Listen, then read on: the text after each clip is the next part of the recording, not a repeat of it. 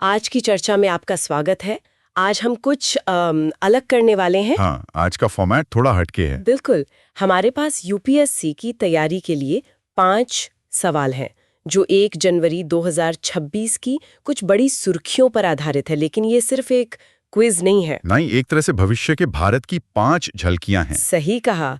ऊर्जा से लेकर गवर्नेंस तक हमारा मिशन सिर्फ इन सवालों को हल करना नहीं है, बल्कि ये देखना है कि क्या इन अलग-अलग खबरों में कोई बड़ा पैटर्न, कोई साझा कहानी छिपी है। एक दिलचस्प खोज होगी। तो चलिए शुरू करते हैं।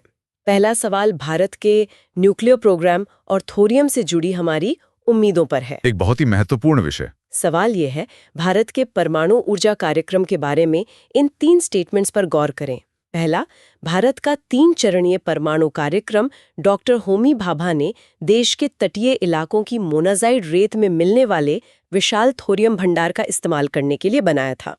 दूसरा, एनटीपीसी और एक अमेरिकी company clean core thorium energy के बीच हालिया पार्टनरशिप में अनील यानी ANEL नाम का एक नया फ्यूल इस्तेमाल करने का प्रस्ताव है। ठीक है। और तीसरा, थोरियम को बिना किसी दूसरे आइसोटोप में बदले सीधे एक न्यूक्लियर रिएक्टर में विखंडनीय यानी फिसाइल मटेरियल की तरह इस्तेमाल किया जा सकता है।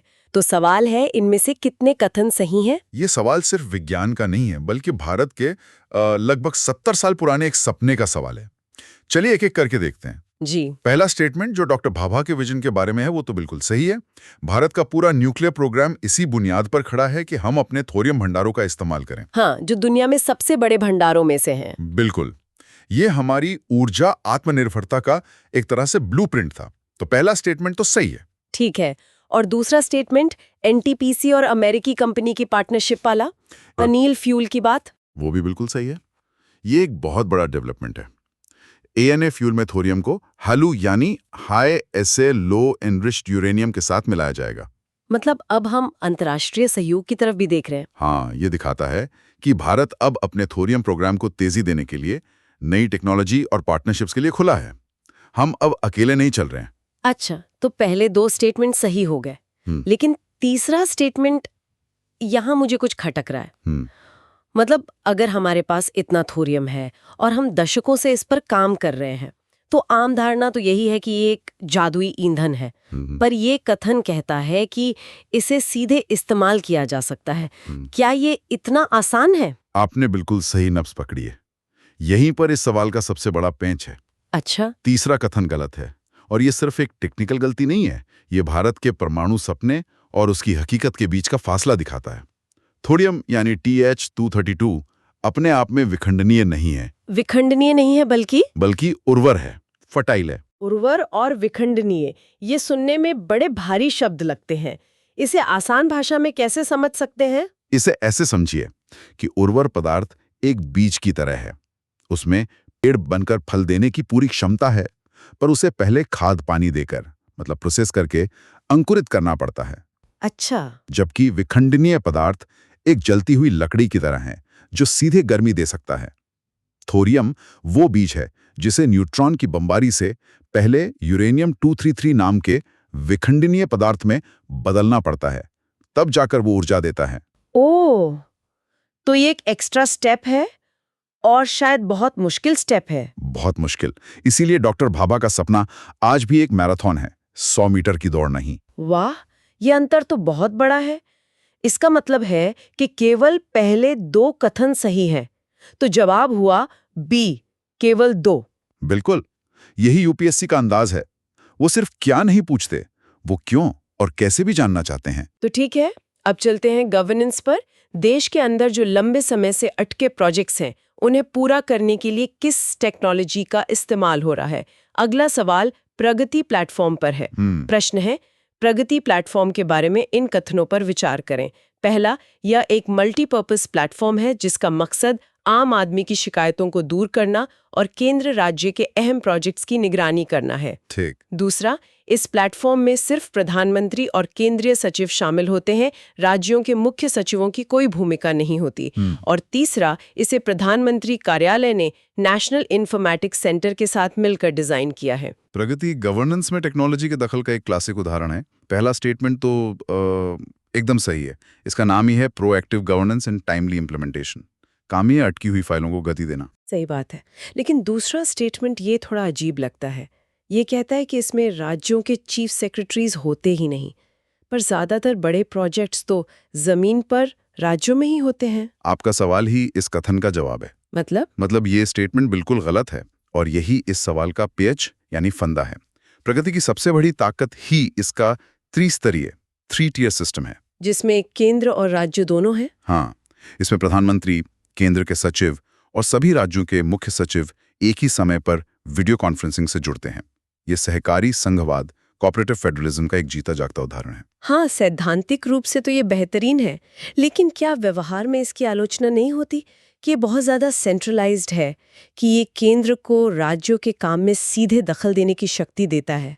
ये एक बहुत ही वैलिड पॉइंट है और यही एक सिविल सर्वेंट का काम है, किसी भी योजना के दोनों पहलुओं को समझना। जहां एक तरफ ये एफिशिएंसी बढ़ाता है, वहीं दूसरी तरफ शक्तियों के संतुलन पर एक बहस भी छेड़ता है। लेकिन सवाल के हिसाब से देखें तो दूसरा कथन तथ्यात्मक रूप से गलत है। अब बात तीसरे कथन की, कि इसे पीएमओ और एनआईसी ने मिलकर बनाया है। और ये फैक्ट सही है। ये पीएमओ और एनआईसी का एक इन हाउस प्रोडक्ट है। तो कुल मिलाकर कथन 1 और 3 सही हैं, 2 गलत है। तो सही जवाब है बी, केवल 1 और 3। चलिए अब देखते हैं कि कैसे व्यापारिक समझौते भारत को आर्थिक रूप से दुनिया से जोड़ रहे हैं। अगला सवाल भारत ऑस्ट्रेलिया ईसीटीए समझौते पर। जी, प्रश्न है, भारत ऑस्ट्रेलिया ईसीटीए पर इन 3 कथनों पर गौर करें। पहला, ईसीटीए एक कॉम्प्रिहेंसिव समझौता है जो सीईसीए की तरह निवेश और बौद्धिक संपदा अधिकारों जैसे हर पहलू को कवर करता है। दूसरा, इस समझौते से ऑस्ट्रेलिया जाने वाले ज्यादातर भारतीय निर्यातों पर टैरिफ खत्म हो गया है। और तीसरा, इस समझौते के कारण अब भारतीय सुपरमार्केट में ऑस्ट्रेलियाई वाइन सस्ती मिल रही है। ट्रेड एग्रीमेंट्स की भाषा बहुत पेचीदा होती है और ये सवाल उन्हीं बारीकियों को पकड़ता है। पहला कथन जो ईसीटीए को सीसीए जैसा कॉम्प्रिहेंसिव बताता है, वो गलत है। ईसीटीए और सीसीए ये सुनने में एक जैसे लगते हैं, इनमें मूल अंतर क्या है? इसे एक एनालॉजी से समझते हैं। ईसीटीए एक सगाई की तरह है और सीसीए एक शादी की तरह। अच्छा, ईसीटीए यानी economic cooperation and trade agreement एक अर्ली हार्वेस्ट या शुरुआती सौदा होता है। इसमें उन चीजों पर पहले डील कर ली जाती है जिन पर सहमति बनाना आसान हो, ताकि व्यापार जल्दी शुरू हो सके। बिल्कुल। जबकि सीसीए एक मुकम्मल समझौता होता है जिसमें व्यापार, सेवाएं, निवेश सब कुछ शामिल होता है।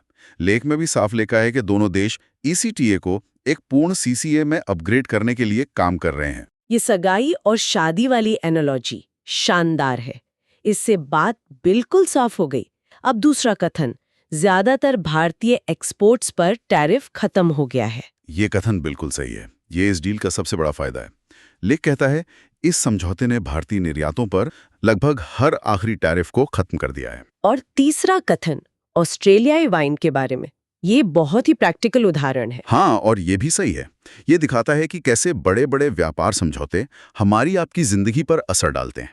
मैंने खुद नोटिस किया है, टैरिफ में कमी का सीधा फायदा कंज्यूमर तक पहुंचता है। तो मतलब कथन 2 और 3 सही हैं, लेकिन 1 गलत है।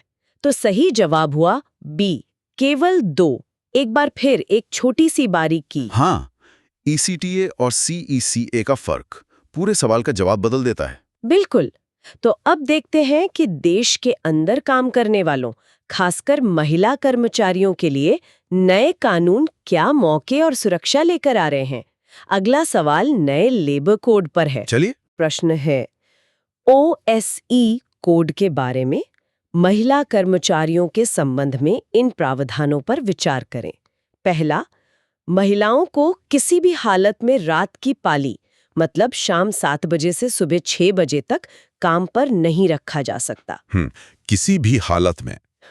दूसरा, नाइट शिफ्ट में काम करने वाली महिलाएं परिवहन भत्ता या मुफ्त ट्रांसपोर्ट पाने की हकदार हैं। और तीसरा, रात की पाली में महिलाओं के काम के घंटे ब्रेक मिलाकर एक दिन में 12 घंटे से ज्यादा नहीं हो सकते। ये सवाल नए लेबर कोड्स के दिल में झांकता है, जो अवसर और सुरक्षा के बीच एक संतुलन बनाने की कोशिश करते हैं।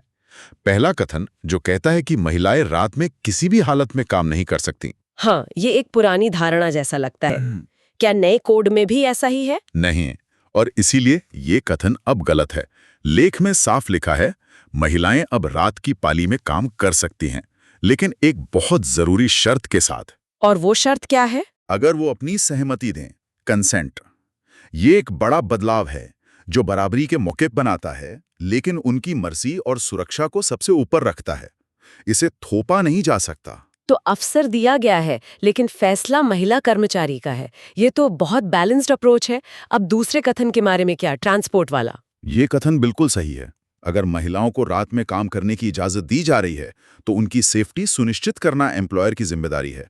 इसीलिए नियमों में पर्याप्त परिवहन सुविधाएं अनिवार्य की गई हैं। इसके बिना तो अवसर का कोई मतलब ही नहीं रह जाता। बिल्कुल। और तीसरा कथन भी सही है। काम के घंटों पर 12 घंटे की सीमा, रेस्ट इंटरवल मिलाकर, ये भी एक जरूरी प्रावधान है। तो इसका मतलब है कि पहला कथन गलत है, लेकिन दूसरा और तीसरा सही है, इसलिए सही उत्तर बी है। बिल्कुल। ये कानून सुरक्षा के साथ सशक्तिकरण को जोड़ रहा है। बिल्कुल सही। तो हमने ऊर्जा, शासन, व्यापार और श्रम सुधारों की बात की। ये सब तभी संभव है जब देश की आर्थिक बुनियाद मजबूत हो। और यहीं पर हमारा आखिरी सवाल आता है, अर्थव्यवस्था पर। जी। सवाल सीधा है, भारत में इनमें से कौन सी संस्था वित्तीय स्थिरता रिपोर्ट यानी FSR जारी करती है, जिसने हाल ही में बैंकों के ग्रॉस नॉन परफॉर्मिंग एसेट्स यानी GNPA के ट्रेंड्स का अनुमान लगाया है? ऑप्शन है ए नीति आयोग, बी आर्थिक मामलों का विभाग, सी RBI या डी सेबी। ये एक फैक्चुअल सवाल है, लेकिन इस तरह के सवाल अक्सर एस्पिरेंट्स को कंफ्यूज कर देते हैं। हाँ, क्योंकि ये सभी संस्थाएं महत्वपूर्ण रिपोर्ट जारी करती हैं। लेकिन यहाँ बात वित्तीय स्थिरता और बैंकों की हो रही है, खासकर NPA की। आपने सही कीवर्ड पकड़ा, वित्तीय स्थिरता और बैंक। समाचार लेख में वित्तीय स्थिरता रिपोर्ट का साफ उल्लेख है। ये रिपोर्ट भारतीय रिजर्व बैंक यानी RBI का एक फ्लैगशिप प्रकाशन है, जो साल में 2 बार आता है ना? हाँ, साल में 2 बार। इसे आप भारतीय वित्तीय प्रणाली का हेल्थ चेकअप कह सकते हैं। ये बताती है कि हमारा फाइनेंशियल सिस्टम कितना मजबूत है और उस पर क्या-क्या खतरे हैं। तो ये RBI का वो आईना है जिसमें देश अपनी वित्तीय सेहत देखता है। एकदम सही। इसलिए सही उत्तर है सी, भारतीय रिजर्व बैंक। ये बेसिक फैक्ट्स हर एस्पिरेंट को पता होने चाहिए। तो इस चर्चा से हमने न केवल 5 सवालों के जवाब दिए, बल्कि उनके पीछे के कॉन्सेप्ट्स और बड़ी तस्वीर को भी समझा। बिल्कुल। और अब अगर हम अपने शुरुआती सवाल पर वापस लौटें कि क्या इन अलग-अलग खबरों में कोई साझा कहानी है, मुझे लगता है। दिलचस्प। कैसे? हर खबर में एक प्रोएक्टिव या अग्र सक्रिय अप्रोच दिखती है। अच्छा। सोचिए, थोरियम पर नई पार्टनरशिप, ये ऊर्जा के भविष्य को लेकर एक प्रोएक्टिव कदम है। प्रगति प्लेटफॉर्म, ये अटके हुए प्रोजेक्ट्स को प्रोएक्टिव तरीके से पूरा करने का टूल है। ऑस्ट्रेलिया के साथ ECTA डील, ये वैश्विक व्यापार में नए अवसर खोजने की एक प्रोएक्टिव रणनीति है। और नए श्रम कानून, हाँ, वो बदलती वर्कफोर्स की जरूरतों को प्रोएक्टिव होकर एड्रेस कर रहे हैं। और RBI की FSR रिपोर्ट, वो भी अर्थव्यवस्था के खतरों को पहले से भांपकर प्रोएक्टिव एक्शन लेने में मदद करती है। ये एक बेहतरीन फ्रेमवर्क है इन सभी खबरों को एक साथ देखने का। ये सिर्फ अलग-अलग घटनाओं का संग्रह नहीं, बल्कि एक पैटर्न है। इंतजार करो की जगह आगे बढ़ो और करो का पैटर्न हो सकता है। और ये एक विचार छोड़ जाता है आगे सोचने के लिए। अगर ये प्रोएक्टिव गवर्नेंस का नया मॉडल है, तो एक सिविल सर्वेंट के रूप में किसी व्यक्ति को सफल होने के लिए किन नई स्किल्स और माइंडसेट की जरूरत होगी? क्या सिर्फ नियमों का पालन करना काफी होगा, या प्रोएक्टिव होकर समस्या को सुलझाने की क्षमता ज्यादा महत्वपूर्ण हो जाएगी? बिल्कुल, ये सोचने के लिए एक दिलचस्प बिंदु है। एक बेहतरीन विचार। इस गहन विश्लेषण में शामिल होने के लिए आपका बहुत बहुत धन्यवाद।